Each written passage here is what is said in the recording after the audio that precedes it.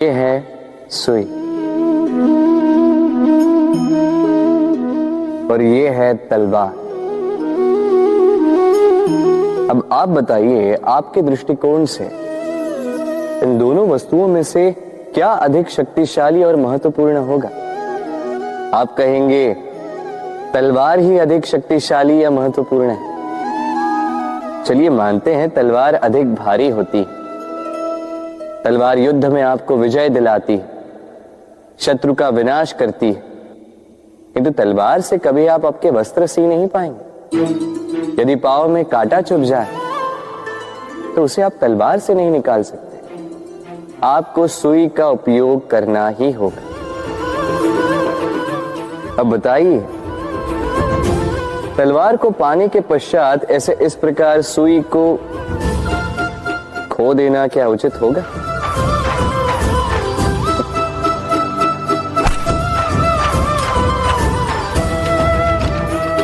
इसी प्रकार जीवन में संपन्न मित्र पाने के पश्चात आपके उन मित्रों को ना खोइए जो कम संपन्न हो, दरिद्र हो,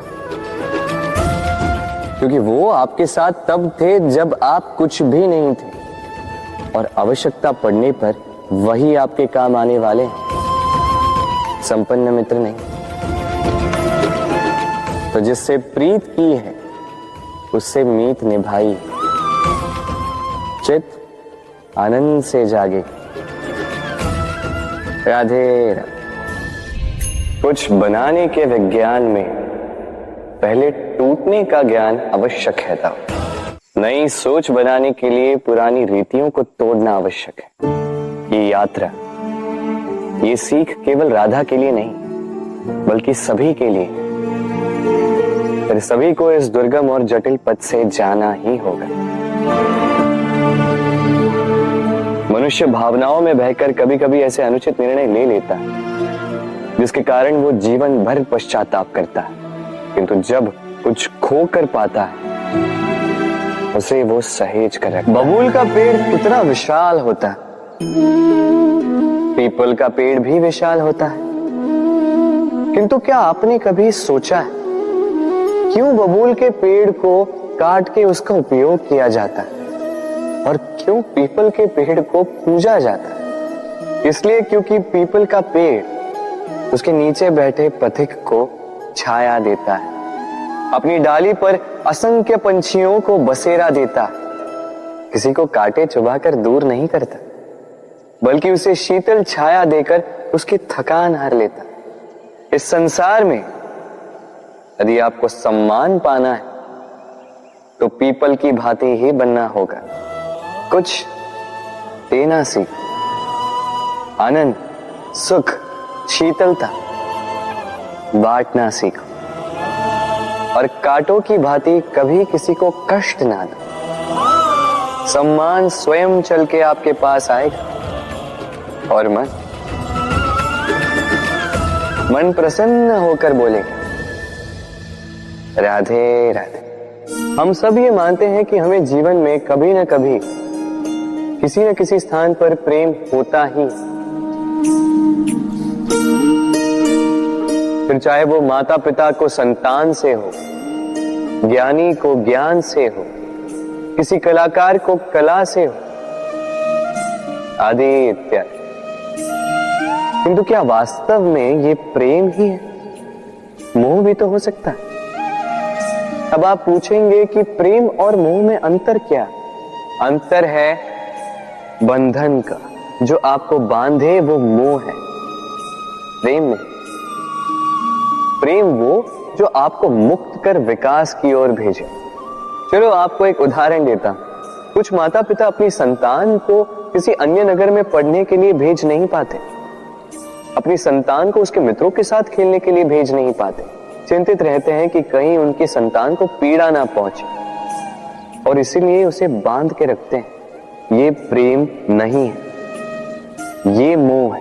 क्योंकि यदि ये प्रेम होता तो वो चाहते कि संतान माता पिता की छांव से बाहर निकलकर इस संसार को देखे, उसे समझे, उसे ज्ञान ले, अपनी अनुभवों से सीखकर अपना स्वयं का एक व्यक्तित्व बनाए।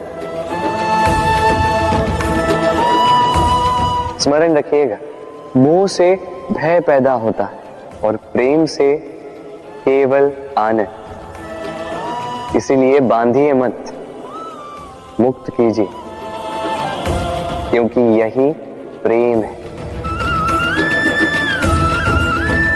राधे राधे। संसार में संबंध बहुत ही महत्वपूर्ण होते हैं। अब प्रश्न ये उठता है कि संबंध कैसे होने चाहिए। संबंध शब्द के प्रारंभ में ही सम शब्द आता है। सम अर्थात समानता। तो किसी के साथ संबंध निभाते हुए इतना मत झुकिए कि उठने के लिए किसी के सहारे की आवश्यकता पड़ जाए। स्मरण रखिएगा, जो झुकाना चाहे वो कभी संबंध निभा नहीं पाएगा। संबंध उसी के साथ जोड़ी जो आपको समान माने, आपको सम्मान दे, क्योंकि सम्मान से ही संबंध पनपेगा और बढ़ेगा। राधे राधे। कभी सोचा है, जब माता संतान को जन्म देती है तो क्या होता है? 9 माह का गर्भ, प्रसव की तीव्र पीड़ा। कहते हैं ये पीड़ा इतनी भयंकर होती है कि मानो जैसे संतान के जन्म के साथ माता को भी एक नया जन्म मिल जाता है, और इस जन्म के साथ अंत होता है माता की पीड़ा। किंतु यदि आप दृष्टिकोण बदलकर देखें तो आप ये समझेंगे कि पीड़ा का ये अंत एक अपार आनंद का प्रारंभ है। आरंभ संतान का, और संतान माता पिता के लिए सुख का प्रारंभ है। जीवन के साथ भी यही होता है। हम कभी कभी किसी संबंध या किसी स्थिति के पीड़ादायक अंत के कारण इतने विचलित हो जाते हैं कि उस आनंदमयी प्रारंभ को देख ही नहीं पाते। स्मरण रखिएगा, पीड़ा आनंद के प्रारंभ का लक्षण। राधे राधे। व्यक्ति के सर पर जब क्रोध चढ़ जाता है तो उसे सत्य और असत्य के बीच का ज्ञान नहीं होता। क्रोध उसकी दृष्टि को धुंधला कर देता है और फिर उसके पश्चात केवल माया और कपट ही उसे आगे का मार्ग दिखलाता है। अपने स्वार्थ की सिद्धि के लिए। अग्नि क्या करती है? जलाती है। फिर चाहे वो लकड़ी हो, कोयला हो, वस्त्र हो, जो भी आप अग्नि में डालोगे वो भस्म हो जाएगा। किंतु सोना, यदि आप सोने को अग्नि में डालोगे तो वो कुंदन बनकर अपना अस्तित्व निखार लेता है। यदि आप लोहे को ताप दो तो वो फौलाद बन जाता है। क्यों? क्यों होता है ऐसा? क्योंकि उनके भीतर की अग्नि उनको जलाने वाली अग्नि से अधिक तीक्ष्ण होती। ये अग्नि है निश्चय की, ये अग्नि है पवित्रता की। यदि आपका निश्चय दृढ़ हो, आपके विचार पावन हो, तो कुंदन बनकर निकलोगे, फौलाद बनकर निखरोगे, भीतर से बल पाओगे और कोई आपके साथ अनिष्ट नहीं कर पाएगा। राधे राधे।